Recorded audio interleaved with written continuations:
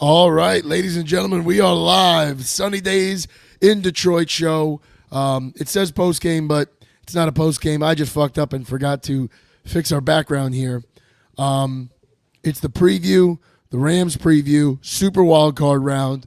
The day has finally come. Sunday Night Football on NBC, 8:15 p.m. tonight.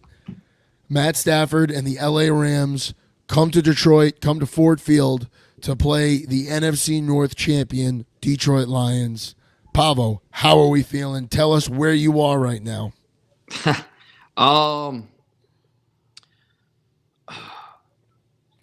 Sorry, here, just doing a little post for us here on Instagram, telling everyone we're live. Whew. I woke up. I woke up today excited. Where did you wake up? I woke up at the Shinola. You can hear. I'm going to show you guys. I got Zoe still sleeping. Say hi, Zoe. Milo's out. At the Shinola Hotel. Anyone that's come in town ever for a game, I'm going to give Shinola a shout out. One of the best hotels I've ever stayed at, and that's not only in Detroit, anywhere. Just great service, boutique, great rooms. One of the better coffees in the area. Madcap, shout out to them. It's my routine. That's why I'm saying it. You have a routine. I know when the Mets were in the playoffs, you had a routine of drinking your tea. My big tea, yes. I got a chance to hang out with you. And that was a special moment for you. You know, I remember being there with you in New England when we got our ass whooped, didn't score a year ago, and here we are. And we're in a Lions playoff season. So, I mean, me as a fan, you know, this is like I've been waiting for this. I've been waiting for this. You know, everyone says 30 years, but I'll tell everyone my wait has been 26 years. That's because like kind of when I started really going to games. And I still remember one of my first games in the Pontiac Silverdome about 25 years ago. I think it was like 1999, maybe it was 24 years ago. First game of the year, I had a kid Stephen Boyd tight jersey that barely fit. Me and my buddies were called the Boyd Boys. Boyd was he took over for Chris Spielman when Chris Spielman left town, and I remember taking a piss at the urinal, and I yelled, "Go!" First game before the game started, "Go Lions Super Bowl!" And a guy looked over at me. He was older than me and said, "I've been a season ticket holder for 20 years. The Lions are never gonna win." And I know this isn't the Super Bowl, but this is a special moment for me. I've been waiting for this. I've been waiting to come down to Detroit.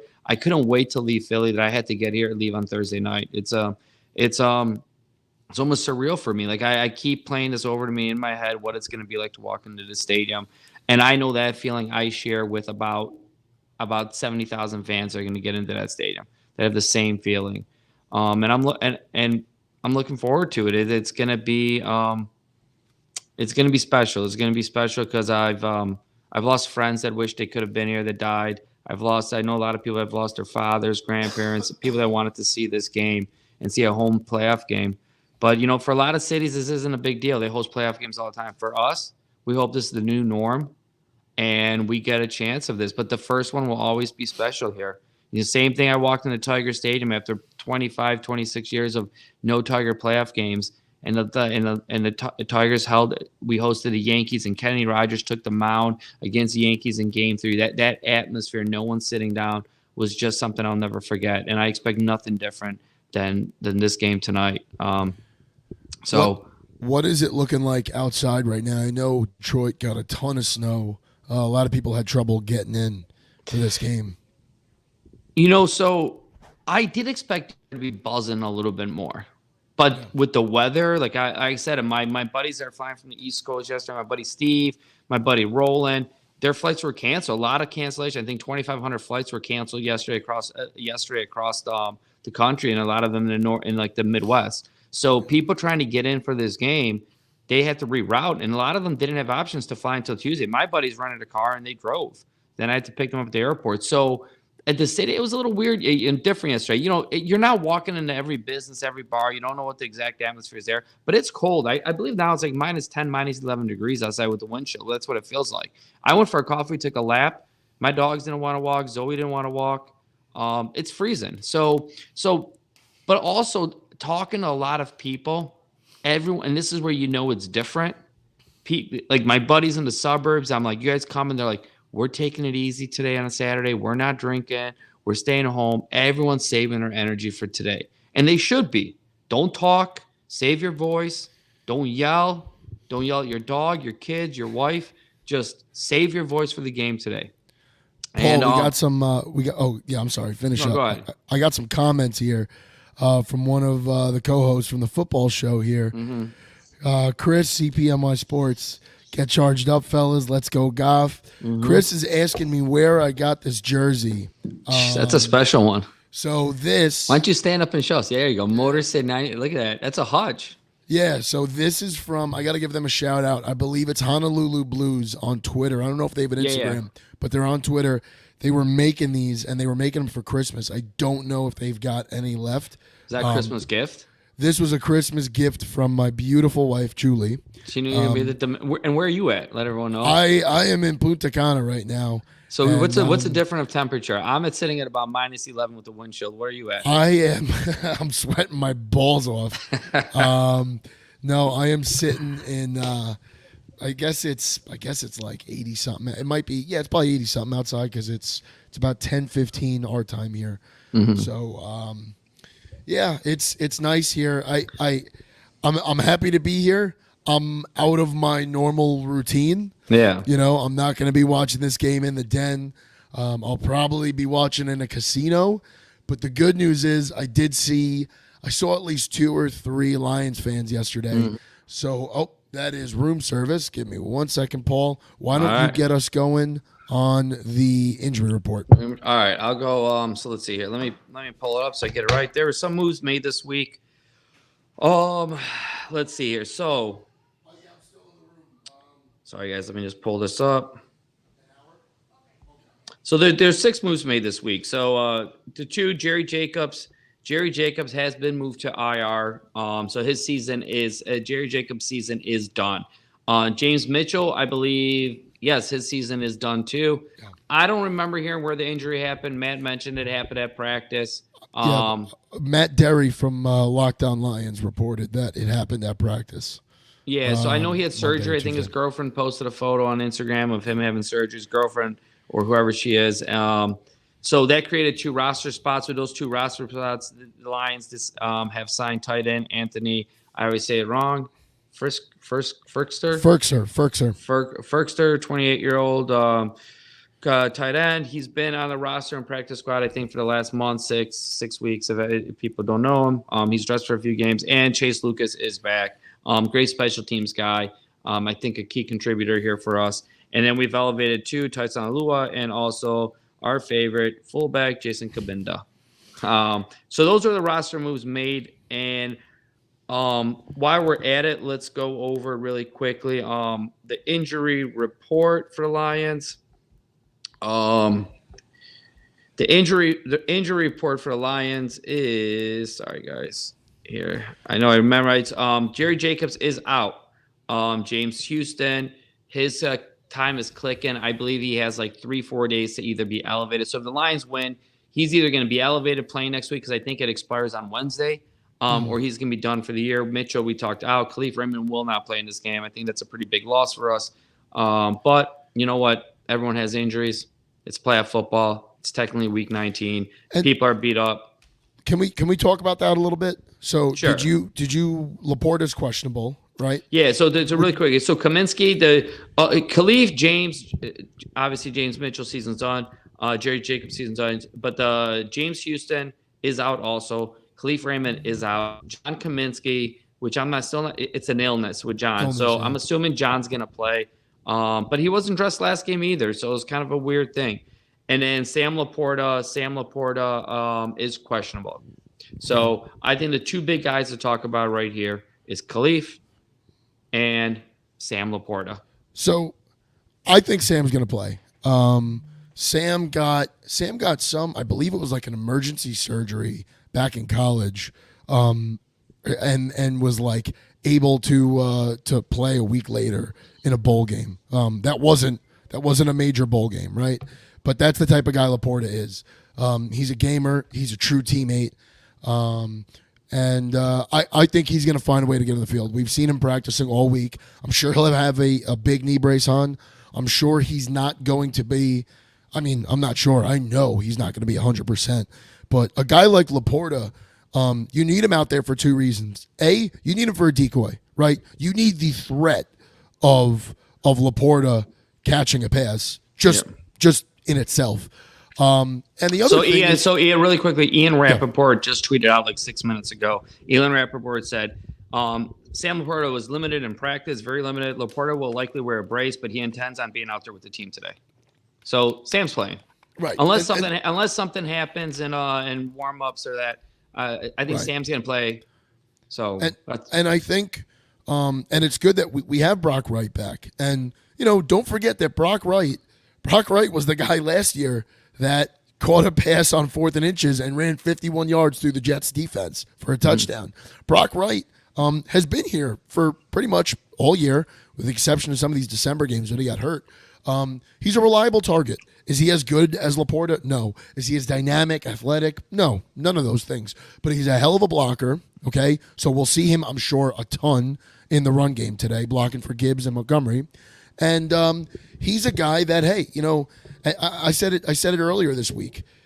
Ben Johnson found a way after trading TJ Hawkinson to get 12 more touchdowns out of no-name tight ends last year.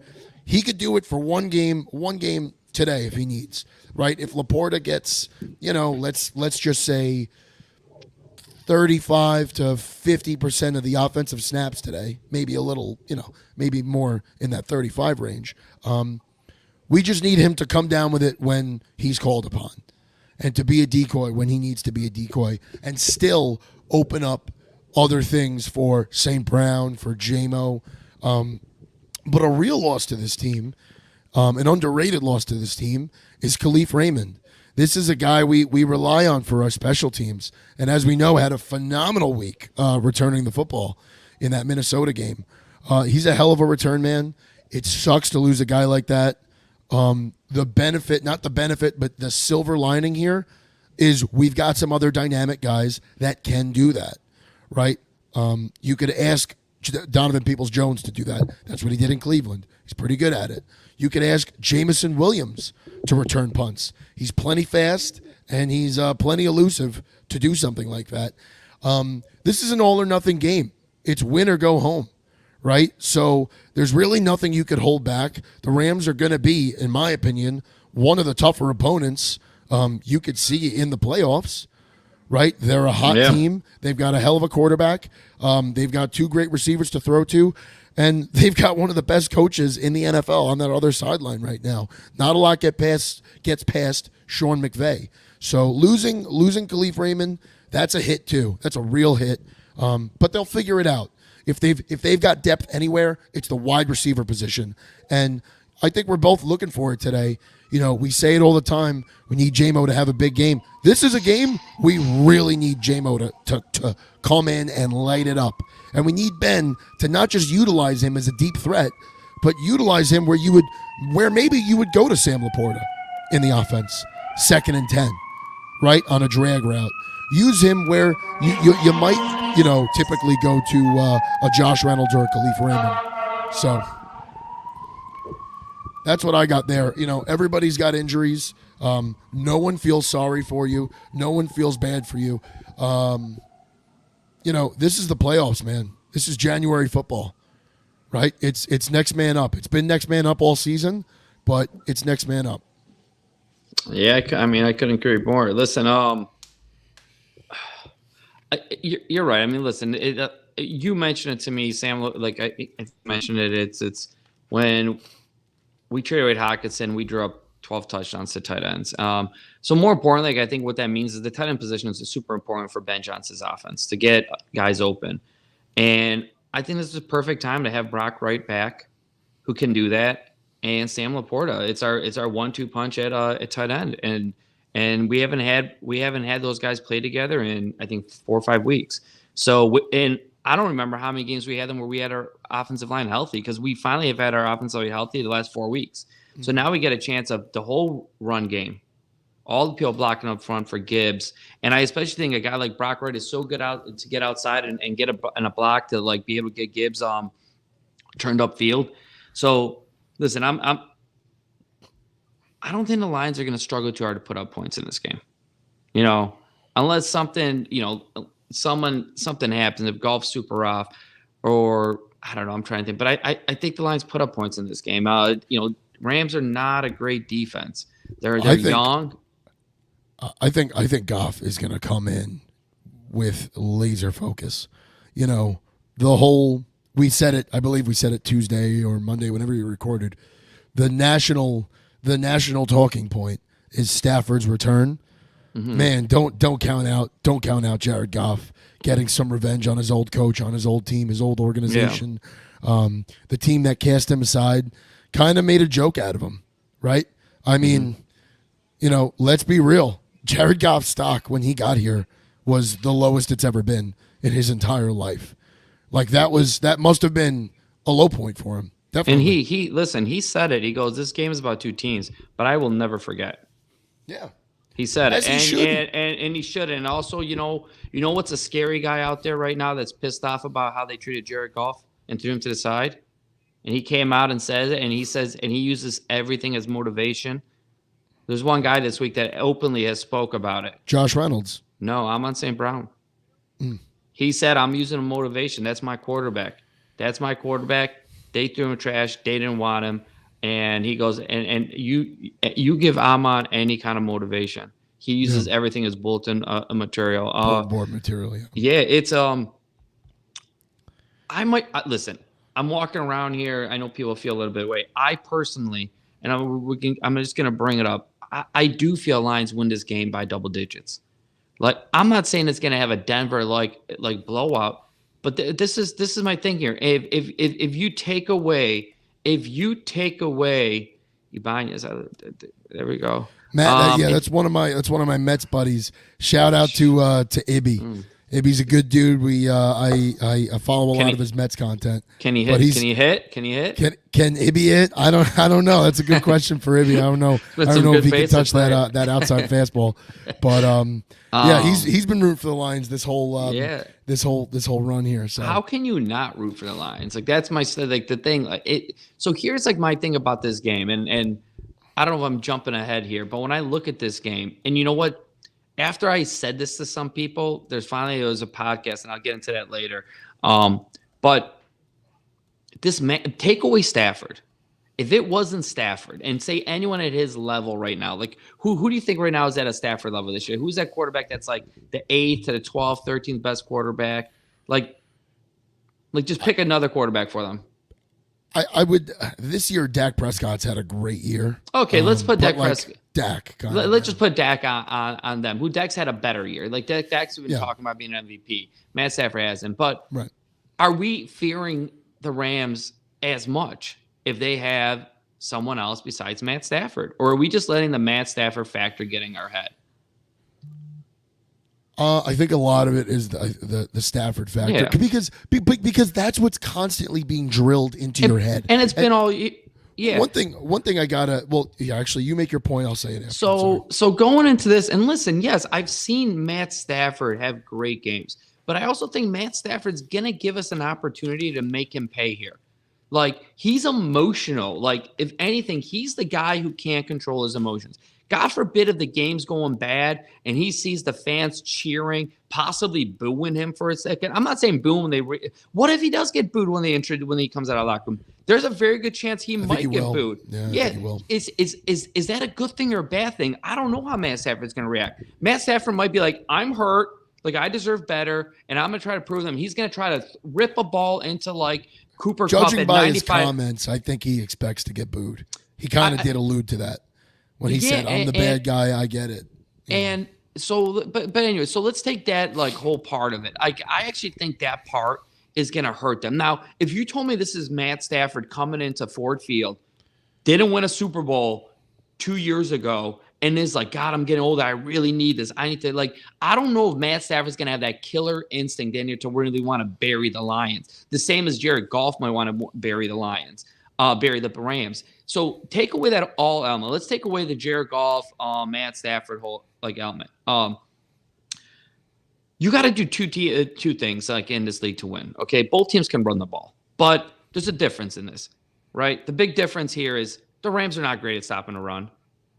We are. Lions are phenomenal. They're statistically the number one team stopping a run, and that's been consistent all year long. Yeah. We allowed one team to rip us on the field and running the ball, and that was Justin Fields when he ran for 112 at the game at home here. Besides that, we consistently stop it, and not only do we stop it, teams average like 3 yards a carry on us. So I think we're in the Rams here.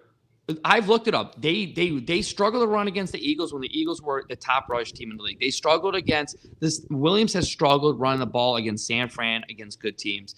And if we can put them in 2nd and long instead of 2nd and 6, 2nd and 10, 2nd and 9, 3rd and 8s, like that's going to be the key game. And I think the Lions are going to be able to run the ball against. In the backfield, we're pretty similar teams in the backfield. The only advantage I give us in the backfield is we're a team now, almost like the Cowboys, like our guys are going to take chances on jumping a route. They're going to have an opportunity for an interceptions. Rams DBs are going to play back a little bit. Wait for them to see if a mistake. They're going to play bend, don't break. Yes, they're going to play, and we kind of do too a little bit. I was about to say, in a way, that's kind of what we do. But like we're going to give Kupp and Puka their receptions. We're going to give them both their yards. Those guys are probably going to have over 200 combined yards today. Yeah. But that doesn't matter. If you keep them out of the end zone, which kind of brings us into our offensive and defensive matchups here, if you keep those two guys out of the end zone, then you're ahead, right? And you were talking about the running game a little here. They've got Kyren Williams, who, yes, has had a nice season to him. Oh, that is room service. Paul, take over. No, I just got to let him in. Take over. Oh, you good. So going into this whole this whole stop in the run is where I think we're going to have success as a team, and I think we're going to put them in uncomfortable situations of 2nd and longs, 3rd and longs, maybe a 4th and 4 instead of a 4th and 1. I think that's where we're going to be able to flip the field. And in the playoffs, you have to be able to. My factors that go into winning this game, why I give it advantage Lions, I think we're the better running team. I think, too, that we're the much better team to stop the run. Third, the crowd noise. The crowd noise in this game where they're going to have to audible to possibly a run play, or Matt Stafford is going to have to, call out his coverages pre-snap. That's where the fans are going to be able to make a difference. Like, I believe that we're going to set a record today for Ford Field of how loud it is. This is going to be this atmosphere at Ford Field will eclipse what the atmosphere at Ford Field was like for the Monday Night Football game against the Bears in 2011, where we had 13, I believe, either delay a game or false start penalty. So going to like what I'm Trent Manning, in case you missed it, is that where I see the big advantages for the Lions is, and I know someone's going to be like, they're a great run team. I think the advantages in the run game, we're going to be able to run the ball. I do believe they're not going to be able to run the ball. I think there's going to be a chance that they actually abandon the running game pretty early here and go to a passing game and try to pick up yards that way. So in the playoffs, you got to win on the ground. You got to be able to stop the ball run. You got to be able to run the ball. And my other keynote is this crowd noise. This isn't the 8th playoff game here over the last 6 years. This isn't the 2nd playoff game we had last year. This is the first playoff game. Not only is it the first playoff game, they're going to make us fans wait till 8 o'clock. It's like Christmas Day, and you're not allowed to open up your present till nighttime. Like, that's bullshit. So Matt, I said that this is like Christmas Day, but you're a little kid, and Santa, your mom's like, well, you can't open up your gift till 8 o'clock. They're making us fans wait till 8 o'clock to get it. They're just going to get us more wound up, more pumped up. Tomorrow is Martin Luther King Day. People have the day off. People are going to be charged up for this game. They're going to be charged up. And that's the thing that I'm going to be my third key to this game is when Stafford needs to get to the line of scrimmage and call out his protections and say who's picking up that blitzer. And this is why it's going to be important for Aaron Glenn to show different looks that they have not seen on film, send the guys from different ways to get to Stafford, because he's not going to be able to call out who's covering who's picking up who. There's going to be blown assignments, and that's the difference that people don't talk about. especially in the playoffs. I think you know playing Stafford. The blitz doesn't always do what it does to other quarterbacks because I think he could pick you apart a little bit, but he's getting older now. You know, he's not as sturdy as he once was. He's not able to kind of shed those guys off like he used to. But he doesn't. He doesn't have receivers that are.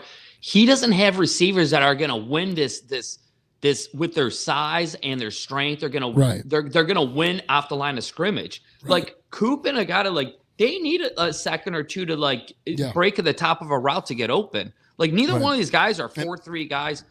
So what you know, being able to blitz and make him uncomfortable. And Stafford has a thing to throw his head down, look, and try to get out and lose coverage and pick his head up and find an open guy. So that's going to be key. Like they don't have. I think the most important thing is whether you're blitzing or you're not, do not give him time. That is the worst thing you could do. You give Stafford 4 or 5 seconds. You pick your part. He's going to kill you, and we know same that. Thing to Jared it's the same with Goff. Yes, it's the same thing with Goff. You cannot give these guys time, right? So you know if you're and shout out to Alex Anzalone telling the crowd, telling the reporters today.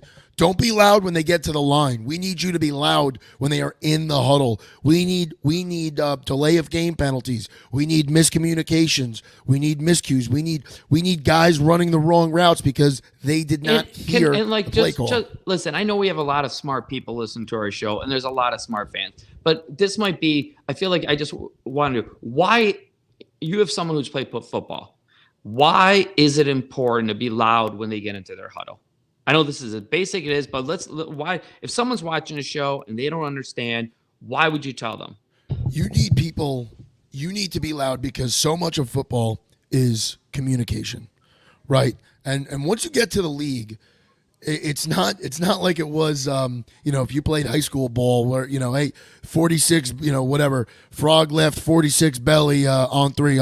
Like, it's none of that. It's spider XYZ banana. You know, it's like all these, it's a lot of terminology. It's a lot of things to remember. It's a lot of things being said. And there's a lot of little intricacies that go into that. When it's a quiet stadium, you could really communicate well. And especially too when the quarterback comes up to the line and he's calling out who's the mic, who he thinks is coming, when the center's calling all those things out, it's really difficult sometimes for the left tackle or the right tackle to hear that. Right? You think, I mean, the NFL, they play with like 1.5, 2 foot splits, right? So the center is probably a good 5 feet from the tackle. That tackle may not hear that. And just so much is going on.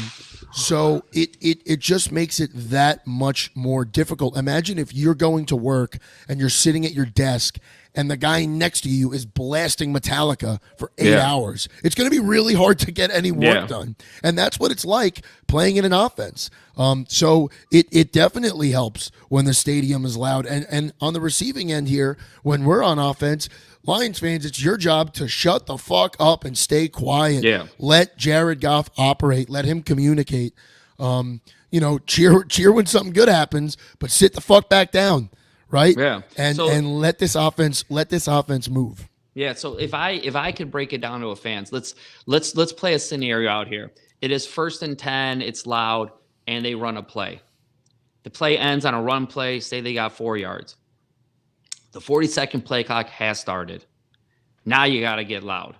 Matt Stafford is going to have up until 15 seconds to communicate, or 18 seconds to communicate with McVay with his mic. At 15, 18 seconds, it shuts off. So in that point of time, when he's listening to the play, he'll probably be sitting like this, covering his mic to hear the play. So then he could get over to his staff. So even if he can't get the play till let's say McVay gives him the play with 30 seconds right away.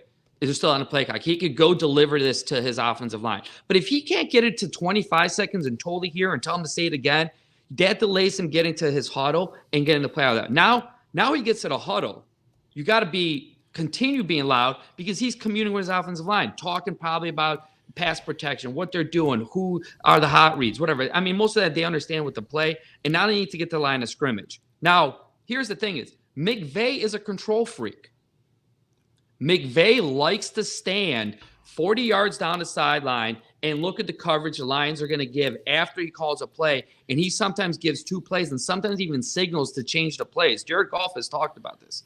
So the less that McVay has to be able to get Stafford and the whole team to the line to see our coverage, possibly to audible it, and maybe they have 2 plays and he gives some kind of signal to Matt Stafford in case he has to communicate to change the play, the less time they have to get to the line of scrimmage to prepare for that, the less, and maybe we change a look. So this is a game of McVay and Aaron Glenn, a cat and mouse game. Like, you want them to be confused. You want plays coming in late. You want Stafford getting in. The less time they get to the line of scrimmage, the less they have a chance, McVay, who's excellent, to switch things up on us. I think that McVay is a guy you're never going to outsmart. McVay is a guy that he outsmarts himself. He beats himself when he plays too cute. A lot of the things that we criticize Ben Johnson for, a lot of those similarities I see in Sean McVay.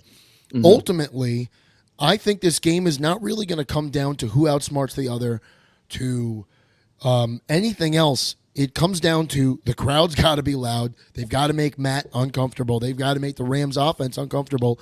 And ultimately, we just need to play more physical than them. Yeah. Okay. Yeah. We've got the ball players. We've got the better defense. We've got, in my opinion, the better offense, and we've got the better special teams. You're talking about a team that's missed 16 kicks this year.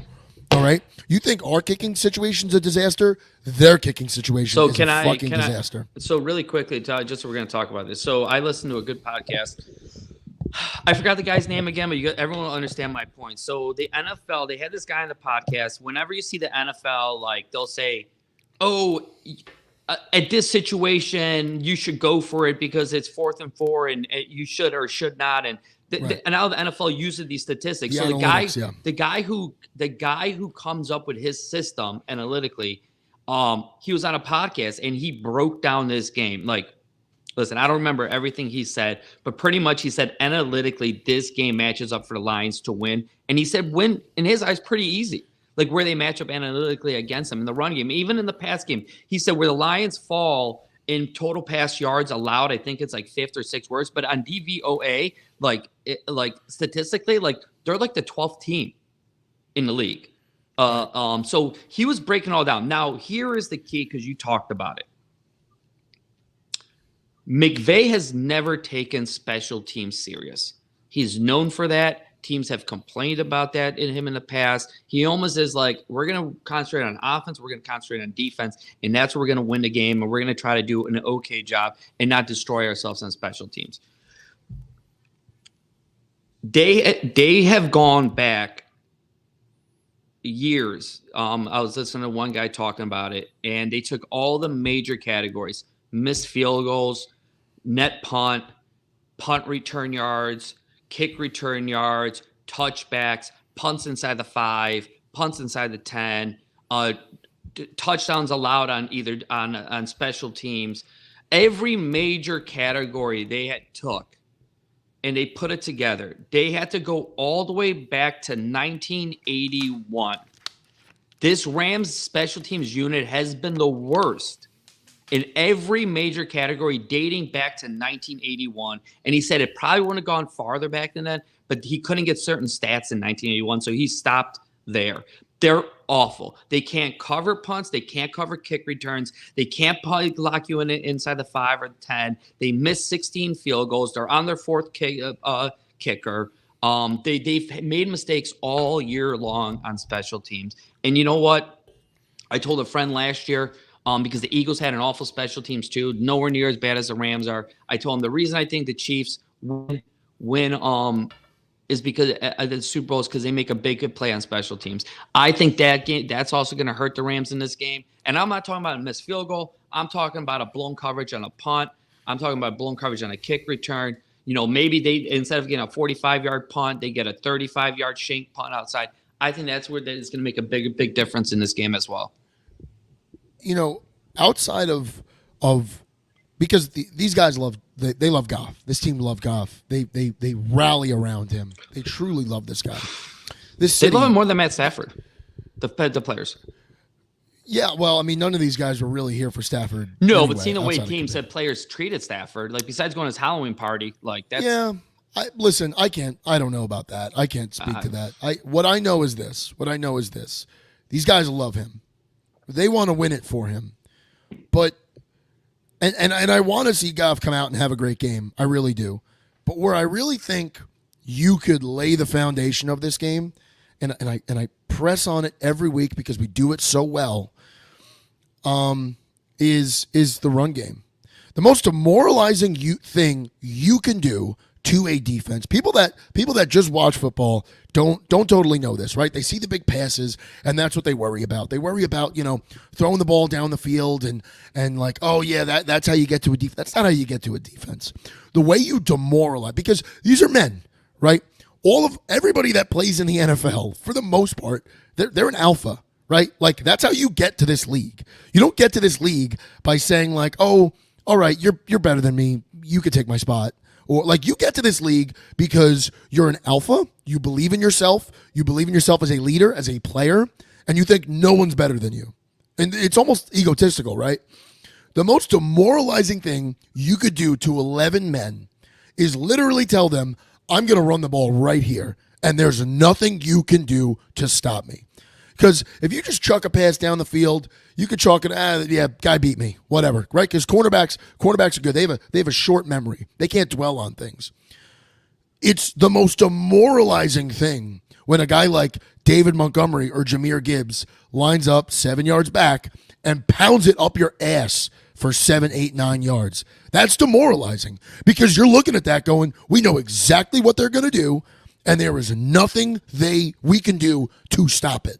Do I want to see and Jared will, as long as we give Jared the time, which we will give Jared the time, Jared will be able to get his passes in, to throw his touchdowns, and all that's fine. Whether Jared throws 3 touchdowns today or none, I don't give a shit. I want to see this team line up and blow these guys off the ball. Set a statement. Run the ball right at Aaron Donald because that's their guy. Right? Now, I know Aaron Donald is not the Aaron Donald that we've talked about in the past. Still a great player. And that's the guy that this defense rallies around. That's the guy that they know, hey, as long as we got 99, we got a chance. Well, you know what? Frank Ragnow's lining up in front of him. Right? Jonah Jackson, Graham Glasgow. Those guys are lining up. You know who, as a rookie 3 years ago, was not afraid of Aaron Donald? Penei Sewell. Penei Sewell got right in his face. He's still 23 years old. Yeah. He's a bigger boy now. But listen, that's what I want to see. If you're the Detroit Lions, and I think Dan Campbell gets it because he played in this league, line up and tell them, I'm coming A-gap. What the fuck are you going to do to stop it? I'm not running a counter. I'm not running a trap. Nothing. No, pal. Halfback dive. I'm coming right down your fucking throat. What are you going to do to stop me? That's what I want to see. You do that, you can break another man's will. Because there is nothing more demoralizing than coming off the field after a 12-play, 77-yard drive, and 52 of those yards came on the ground. There's nothing more embarrassing and demoralizing than that. That hurts because you're just looking, going like, yeah, we knew what they were doing. It's like a pitcher that lines up 60 feet, 60 feet, 6 inches away, and literally says, I'm going to throw 101 right down the middle. You can't touch it. Mm-hmm. I'm telling you, you cannot touch it. I'm not going to throw a curve. I'm not going to throw a slider. I'm not going to throw a knuckleball. I'm throwing it right at you, and there's nothing you could do to stop me. That's what I want to see out of this Lions offense today. Yeah.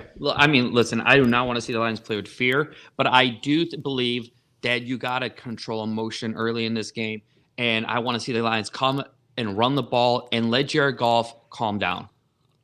Calm him down to start the game. Let him get a feel for the game, and I think you could be successful running the ball and then open it up on them. But in come fourth quarter, like you said, when they know if they're down by 7 and we have the ball, or they're down by 4 and we have a chance to go put an 80 drive together, there's 11 minutes to go in the game, and we could put a nice 7-minute drive together to end the game on a 12 and just running at them. 4 yards, David Montgomery. 3.5 yards, David Montgomery. 4 yards, David Montgomery. 3, and seeing them put their hands on their knees. That's what I want to see. End the game in a Detroit style win. I want to come back. I want to come back about 24 hours from now on this show and talk all about how the Lions won this game, how they're moving on to the next round, whether they're going to Dallas or they're hosting a game, whatever it may be. Personally, I don't care. Win this game and do it on the ground. Do it on the ground. I know this game's for Jared, and Jared's going to get his shot here and there. Win this game on the ground. Demoralize that defense. And Jared, talking about Jared don't. And I really mean it. If you told Jared right now, you got to throw for 400 yards and 5 touchdowns, or you throw for 18 passes for 210 yards and 1 touchdown, and we ran for 3, he don't give a fuck. Just don't turn that ball over. He doesn't care. What we cannot afford today, and it's not just Goff.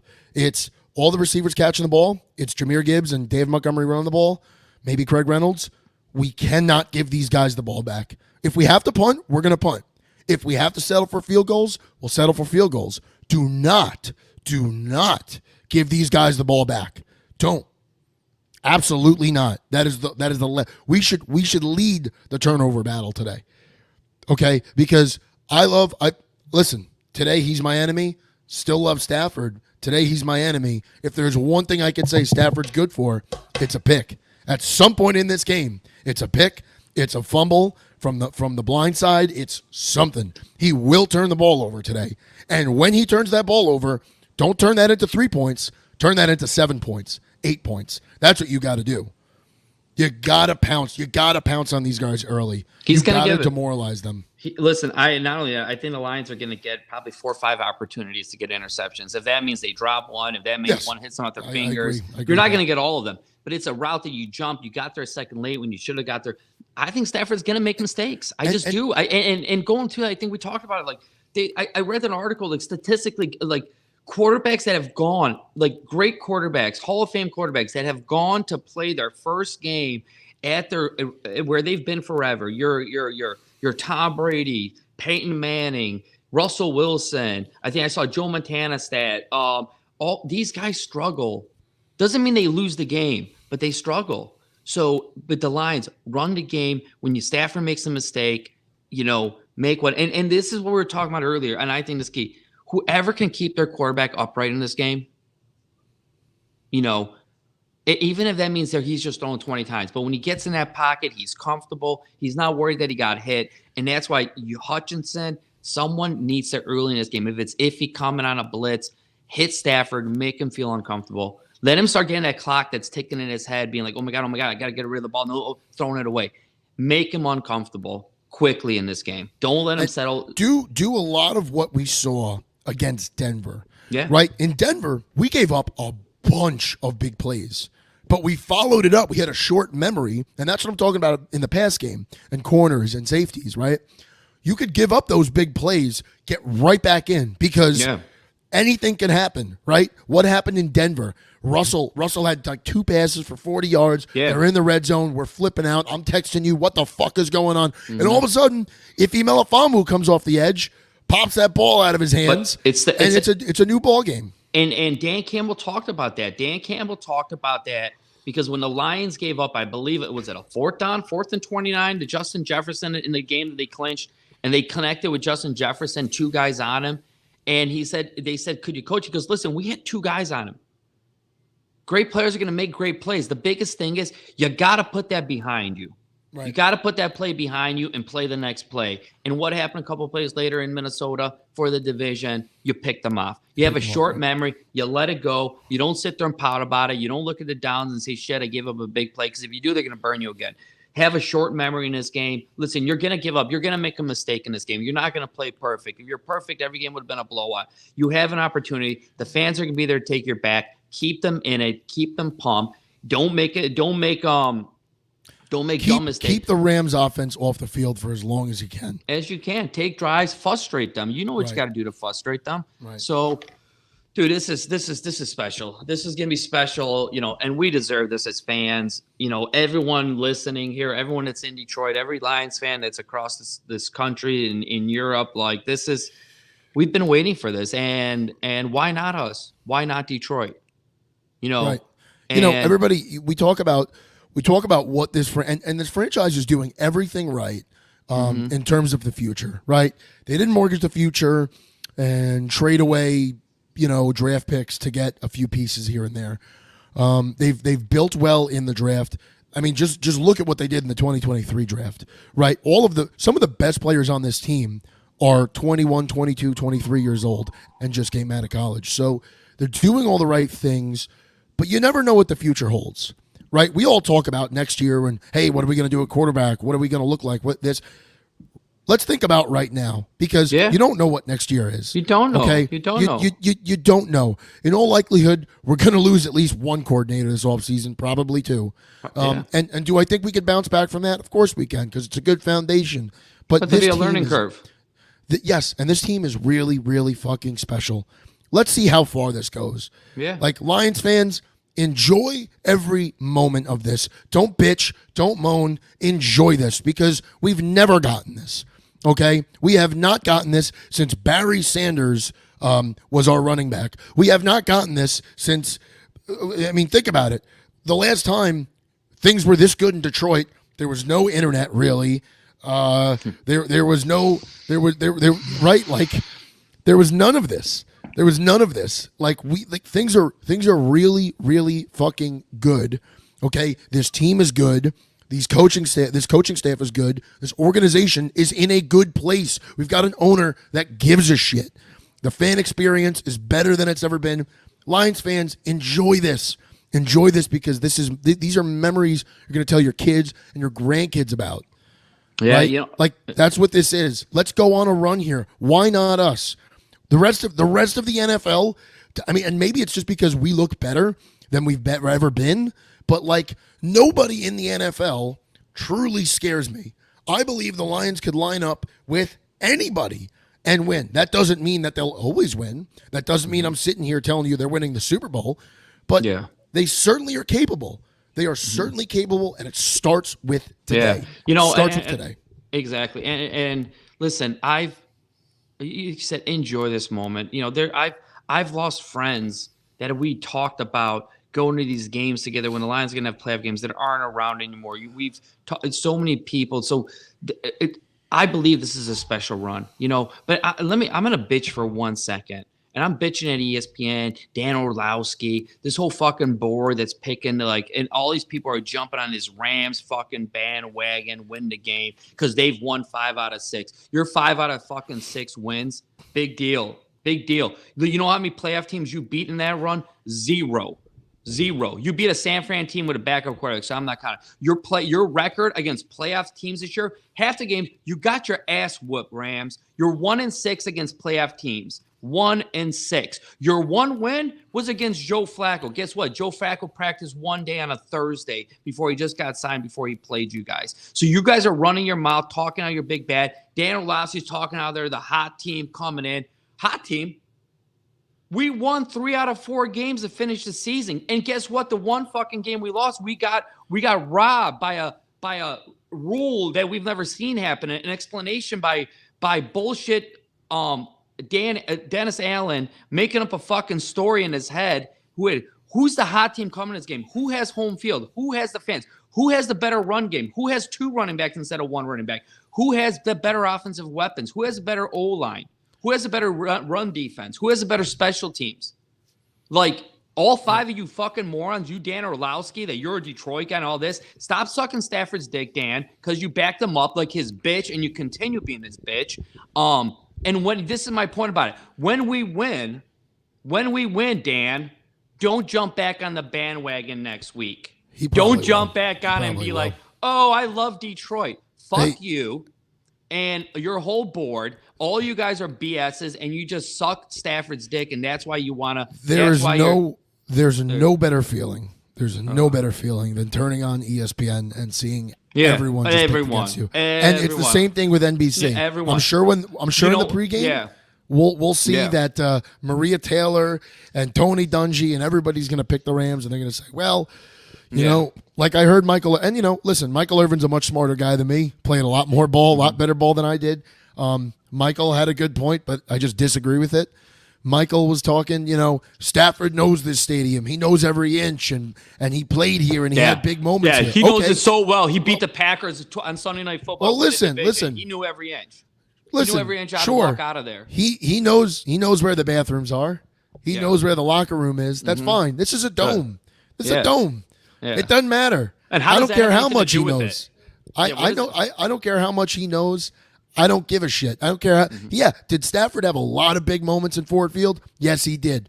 But that was in a Lions jersey, and he's not anymore. He's wearing the other colors. He's an enemy, and he knows how loud this stadium gets. He was there in 2011. And you know what?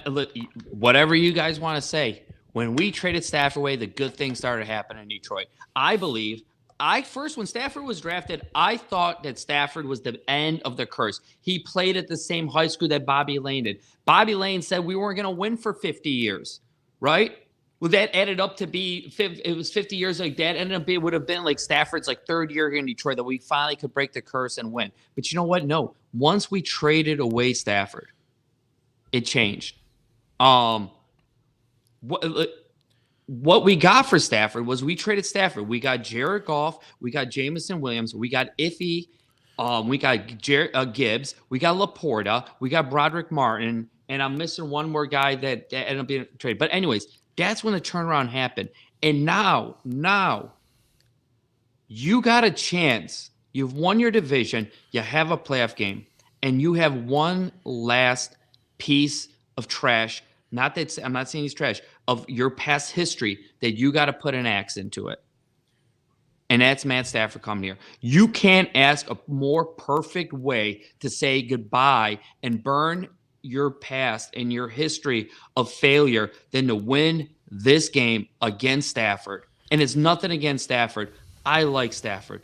I love Stafford. I don't think Stafford got a fair deal. He wanted to win. He didn't have a run game. He didn't have defense. But it doesn't matter. All these talks of 30 years, you were a third of it. You were a part of that for 10, 12 years, whatever it was. You're part of that past, and we got a chance to move past it. There are some great people that were in that past. Calvin Johnson, Barry Sanders, Matt Stafford. But it is new, and it's a new Lions team, and it started with Sheila Hamp taking over this team. And when people want to bitch about William Clay Ford, let me tell you this. I'm happy that what he gave Detroit, he raised a great daughter that cares and has a big heart. And maybe we didn't see that for him, but she cares everything that this team does, what to eat, who their parents are. She knows everything about them. And this started with her, and thank God she was raised properly to care about the Lions and care about us fans. And to go with that, like I know we didn't get to this yet, but one last thing about Dan Orlowski and that whole panel, they're so confident about all their picks. But every one of the scores they predicted was like 31-28, 34-31. Like, why don't one of you fuckers predict like a 10-point win? But that's what I'm going to do. I'm saying Lions win this game 34-20, and we're going to be partying with 8 minutes to go in the fourth quarter with the ball. All right. I'm there with you. In terms of a score prediction, I'll say 32 20. How do we get to 32? I don't know, Paul. You know I can't do math. Wait, 32 what? What do you say? 32? 32 20. 32 there we go. 20. So I got 34-20. You got 32-20? We got anything else, Paul? I'm sweating my ass off over here. Are you good? Are you dipping into the pool? I'm about to. My breakfast came here. So all right, so let me ask one guy, because I'm sure we have Lions fans that are all over in the Caribbean islands. It's January; they're relaxing. A guy like you, are you an all-inclusive? Yes. Okay, you're at an all-inclusive. You could drink however much you want to drink. How do you control your drinking to make it today, or do you get hammered and fall asleep? No. No, because I'm going to wake so up. What is your? I'm going to coast. I'm going to coast. I'm going to coast on. Did you have a drink yet? I did not. No, but I'm sweating out the alcohol from yesterday. And I think this fucking AC in my room is busted. I don't know. I'm dying. I think I'm going to coast. I'm going to coast on beers and probably vodka sodas for most of the day. Just coast. And come game time, I'm probably going to have to watch this game from the casino, get locked in. And do a lot of screaming. Do you have NBC on the TV there?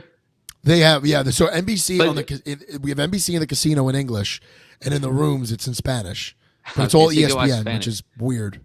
Yeah, ESPN. Yeah. All right. Cool. Listen, man, I love you. Enjoy this day. Hopefully we get to watch a game together here when you get back, and This is huge, man. This is enjoy every moment of it.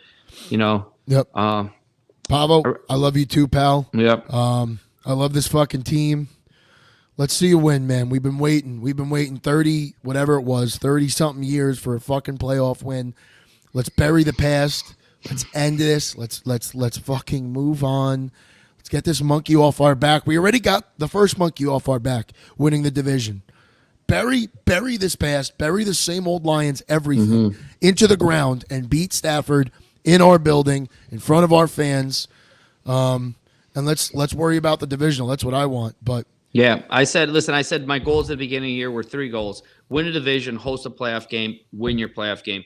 Get that out of the way. And then next week, whatever happens, right? Exactly. All right, listen, man. Go Lions. I'm sure I'll talk to you before kickoff.